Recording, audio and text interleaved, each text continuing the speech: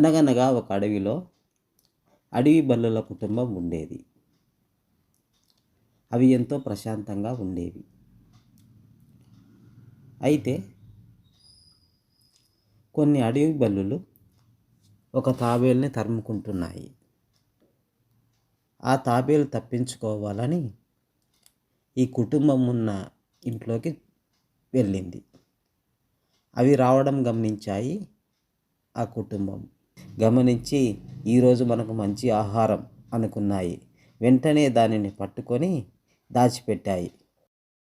అప్పుడే తరుముకుంటూ వచ్చిన అడవి బల్లులు, మేము తాబేలు రావడం చూశాం, నీ గుహలోకి రావడం చూశాము, అది ఎక్కడుందో చెప్పు అని అడిగాయి.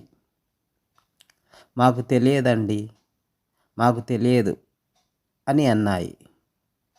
మర్యాదగా చెప్తారా, ఎక్కడుందో చెప్తారా లేదా, లేకుంటే మిమ్మల్ని అందరినీ చంపేస్తాం అన్నాయి. నిన్ను నీ కుటుంబాన్ని చంపేస్తామన్నాయి ఆ 4 బల్లులు. లేదు లేదు, మేము చూడలేదు అని అబద్ధం చెప్పాయి. మొదట భర్తను అడిగాయి, నీవు చెప్పు, నీ భార్యను నీ పిల్లను విడిచిపెడతాను అని అడిగింది. లేదు లేదు, మాకు తెలియదంది. వెంటనే దానిని చంపేశాయి. రెండో బల్లిని అడిగాయి, మర్యాదగా చెప్పు, ఎక్కడ దాచిపెట్టావో అని అడిగింది. లేదు లేదు, మాకు తెలియదంది. ఆ తర్వాత ఆ రెండో బల్లిని చంపేశాయి. చెప్పు, నీవైనా నిజం చెప్తావా, చస్తావా అని అడిగాయి. వద్దు వద్దు, అదిగో అక్కడుంది, తీసుకువెళ్ళండి అంది. వెంటనే అవి ఆ తాబేలుని తీసుకొని వెళ్ళిపోయాయి.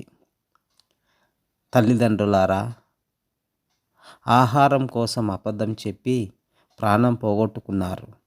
మనం వేటకు వెళ్ళినా ఇంతకంటే మంచి ఆహారం మనకు దొరికేది, మంచి ఆహారం సంపాదించే వాళ్ళం అని చెప్పి ఏడ్చుకుంటూ, ఏ కష్టం వచ్చినా ఏ నష్టం వచ్చినా అబద్ధం చెప్పకండి, తేరగా వచ్చింది కదా అని దాన్ని ఆశించకండి.